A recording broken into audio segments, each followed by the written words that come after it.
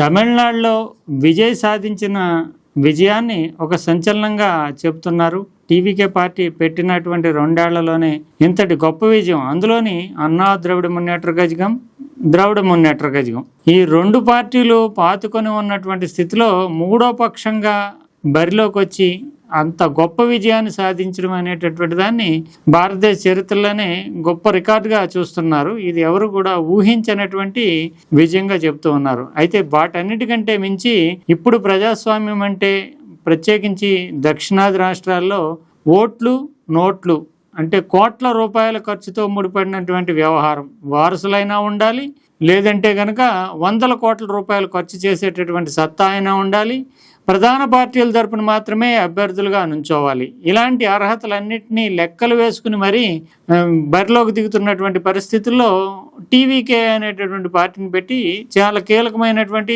చాలా ఇంపార్టెంట్ అయినటువంటి లీడర్స్ కనీసం ఈ పార్టీ వైపు చూడడానికి కూడా సాహసించగా తాము నెగ్గుతామో లేదో గ్యారెంటీ లేదనుకుంటున్నటువంటి స్థితిలో ఒక సంచలనంగా ఎన్నికల బరిలోకి దిగటమే కాకుండా అనేక ప్రతికూలతల్ని కరూరు ఇన్సిడెంట్ కావచ్చు, ఇతరత్ర అనేక ప్రతికూలత నాటు కేంద్ర ప్రభుత్వం నుంచి సహకారం కానీ ఇటు రాష్ట్ర ప్రభుత్వం నుంచి సహకారం కానీ లేకపోగా ప్రతిఘటన, తీవ్రమైనటువంటి ప్రతిఘటన నేపథ్యంలో బరిలోకి దిగడమే ఒక సాహసం. అయితే ఇప్పుడు దిగ్గజాలు లాంటి 2 పార్టీలని ఢీకొని ముఖ్యమంత్రి కావడం అనేటటువంటిది ఇక చెప్పలేనంతటి గొప్ప విజయంగా మనం చెప్పాల్సి ఉంటుంది. దీన్ని కేవలము ఎన్టీ రామారావు విజయంతో మాత్రమే 1982లో ఎన్టీఆర్ విజయంతో మాత్రమే పోల్చాలి. ఎందుకంటే ఎంజీ రామచంద్రన్ తమిళనాడులో ఉదాహరణ ఉన్నప్పటికీ ఎంజీ రామచంద్రన్కి అంతకుముందు నుంచి రాజకీయాలతో ప్రవేశం ఉండడం, 1972లో పార్టీ పెట్టిన తర్వాత 77లో మాత్రమే ఆయన విజయం సాధించడం అనేటటువంటిది జరిగింది. 30% ఓటింగ్ మాత్రమే వచ్చింది ఆయనకి. అందులోనే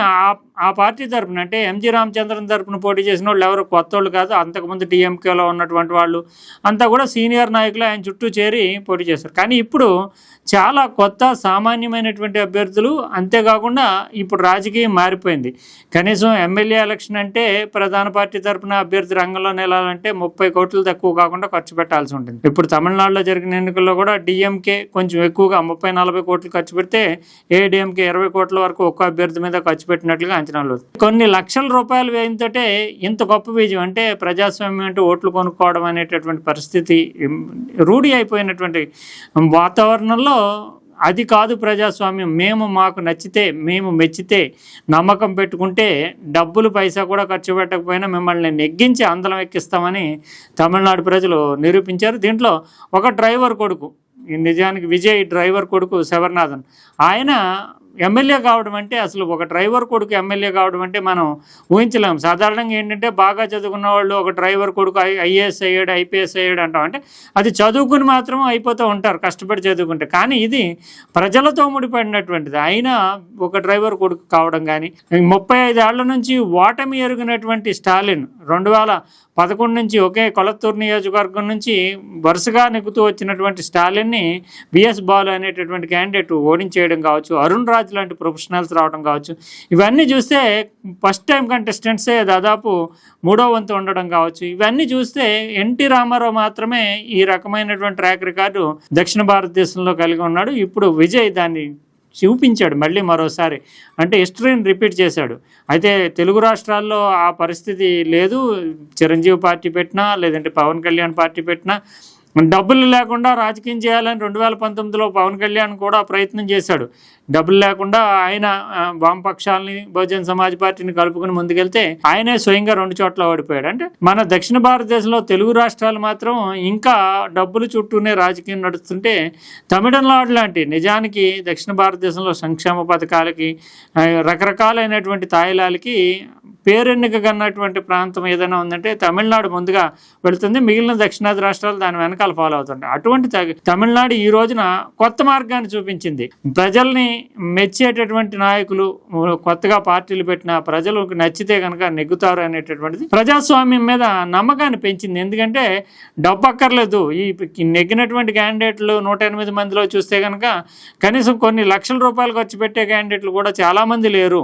వాళ్ళకి పార్టీ నుంచి కూడా లేదు. స్వచ్ఛందంగా ప్రజలే ప్రచారం చేసుకుంటూ యూత్ ముఖ్యంగా జంజీ యువతరం అనేది ముందుకొచ్చి నెగ్గించిందని ఇటీవల కాలంలో నేపాల్ ఇతరత్ర అనేక సందర్భాల్లో మనం చూసాం. జంజీ అనేది దూసుకు వస్తుంది. ఇంకా భారతదేశంలో అంతటి తీవ్రమైనటువంటి ప్రభావం లేకపోయినా ఇక్కడ మాత్రం అంటే తమిళనాడు దీనికి ఒక మార్గం చూపింది. ఇప్పుడు ఓటింగ్ జరిగినటువంటి టీవీకే ఓటు వేసినటువంటి వాళ్ళ మీద ఒక అంచనాలు సర్వేలు నిర్వహిస్తే 18-19 సంవత్సరాల వయసు నుంచి 35 సంవత్సరాల వయసు ఉండేటటువంటి యువతరం ఏదైతే ఉందో వాళ్ళలో 70% వరకు కూడా ఈ టీవీకే ఓటేశారని. ఆ తర్వాత 40-45 దాటినటువంటి వాళ్ళు ఇంకా కొంచెం అంటే 20-25% మాత్రమే ఓటేశారు. అంటే ఇది ఒక రకంగా చూస్తే జంజీ గెలుపు, అంతేకాకుండా డబ్బుకు వ్యతిరేకంగా ఓటింగ్ అనేటటువంటిది డబ్బుతో సంబంధం లేదు అని నిరూపించినటువంటి గెలుపు, అంతేకాకుండా అనేక రకాలైనటువంటి అవమానాలని ఎదుర్కొన్నటువంటి వ్యక్తి విజయ్.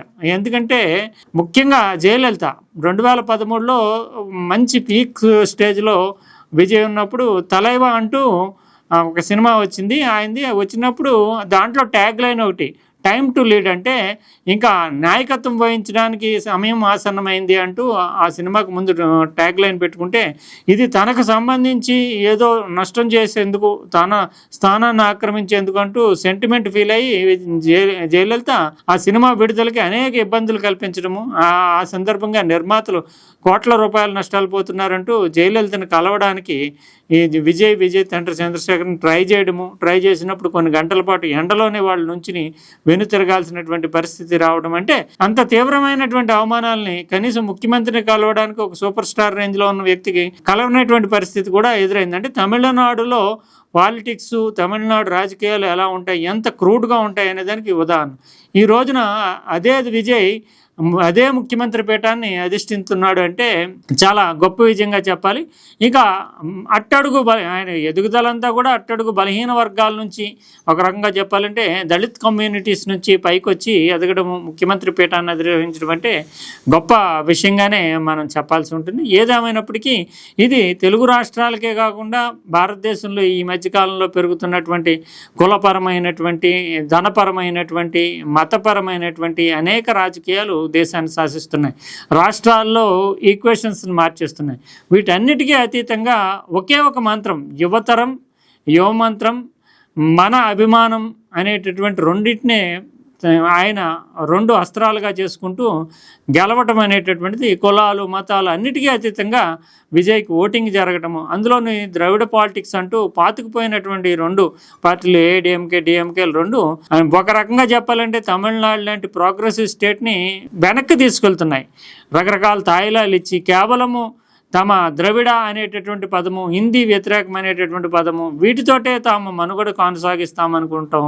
కేంద్ర ప్రభుత్వంతో కానీ ఇతర పక్క రాష్ట్రాలతో కానీ సత్సంబంధాల కంటే కూడా తమది ఒక ప్రత్యేక ఐడెంటిటీ, నన్ను ముట్టుకోకు అన్నట్లుగా వాళ్ళు ముందుకెళ్తూ ఉండడము, ఇదంతా చాలా చెడు సంప్రదాయాలకి ప్రతీకగా తమిళనాడు మారిపోతున్న స్థితిలో ఇప్పుడు విజయ్ సాధించినటువంటి విజయం ఖచ్చితంగా భారత ప్రజాస్వామ్యానికి మరో కొత్త ఉత్సాహాన్ని ఇచ్చిందనే చెప్పాలి. అందువల్లే ఇది కేవలం ఏదో తమిళనాడులో విజయ్ నెగ్గాడు, రెండు పార్టీలను ఓడించాడని కాకుండా ప్రజాస్వామ్యంలో భారతదేశంలో వస్తున్నటువంటి చెడు సంప్రదాయాలకి ఒక విరుగుడుగా ఇంకా యువతరం నాయకులు, ప్రజాదరణ కలిగినటువంటి వాళ్ళు రాజకీయాల్లోకి రావాలి, అవినీతికి వ్యతిరేకంగా కొత్త తరాన్ని ప్రోత్సహించాలి. ఎన్టీ రామారావు పెట్టినప్పుడు దాదాపు 3/2 మంది కొత్త అభ్యర్థులు ఎన్నికయ్యారు. దాంట్లో చాలామంది పేదలు, ప్రొఫెషనల్స్. ఇప్పుడు కూడా కేవలం చాలామంది కొత్త క్యాండిడేట్లు, సామాన్యమైనటువంటి వాళ్ళు, ప్రొఫెషనల్స్ని టీవీలో పెట్టి రాజకీయాలతో పెద్దగా సంబంధం లేనటువంటి వాళ్ళతోటి చేసినటువంటి ఈ ప్రయోగం సక్సెస్ కావడం అనేటటువంటిది ఇండియన్ డెమోక్రసీ యొక్క గొప్పతనాన్ని చాటి చెప్తోంది. ఖచ్చితంగా విజయాన్ని భారతదేశం సెలబ్రేట్ చేసుకోవాలి. కేవలం తమిళ ప్రజలే కాదు, భారతదేశం సెలబ్రేట్ చేసుకోవాలి. ఎందుకంటే తమిళనాడు ముందుగా ఈ ప్రయోగం చేసినటువంటి పవన్ కళ్యాణ్ తెలుగులో ఆయన ఫెయిల్యూర్ అయ్యాడు. ఇదే తరహాలో ప్రయోగంతో ముందుకెళ్ళాలనుకున్నాడు. ఇక్కడ మాత్రం ఆదరణ లభించలేదు. అక్కడ ఆ ఆదరణ లభించడం అనేటటువంటిది గొప్ప విషయంగానే చెప్పాలి. ఎన్టీ రామారావు టైంలో సైతం చూస్తే అప్పటికి ఆల్టర్నేటివ్ ఫోర్స్ లేదు, ప్రత్యామ్నాయ శక్తి అనేటటువంటిది లేదు. ప్రధానంగా అప్పుడు కాంగ్రెస్ బలంగా ఉండడం, ప్రతిపక్షాలన్నీ ఏ చిన్నగా పార్టీలుగా ఉండటంతో రామారావుకి అక్కడ స్కోప్ ఉంది. కానీ ఇక్కడ చూస్తే తమిళనాడులో చూస్తే 2 బలమైనటువంటి పార్టీలు ఉన్నప్పటికీ 3వ పక్షంగా ముందుకు వచ్చాడు. ఇదే ప్రయోగాన్ని చిరంజీవి 2009లో చేశారు. ప్రజారాజ్యం పెట్టి అప్పటికి వైఎస్ఆర్ ఆధ్వర్యంలో కాంగ్రెస్ పార్టీ, చంద్రబాబు నాయుడు ఆధ్వర్యంలో మహాకూటమి, తెలుగుదేశము, టీఆర్ఎస్, కమ్యూనిస్టులు పోటీ పడినా 3వ పక్షంగా వచ్చి ఫెయిల్యూర్ అయ్యారు. కానీ ఇక్కడ మాత్రం 3వ పక్షంగా వచ్చి విజయం సాధించాడు. అందువల్ల ఇది ప్రజాస్వామ్యాన్ని ఇష్టపడే వాళ్ళందరూ పండుగ చేసుకోవాల్సినటువంటి సందర్భంగా మనం చెప్పుకోవాలి.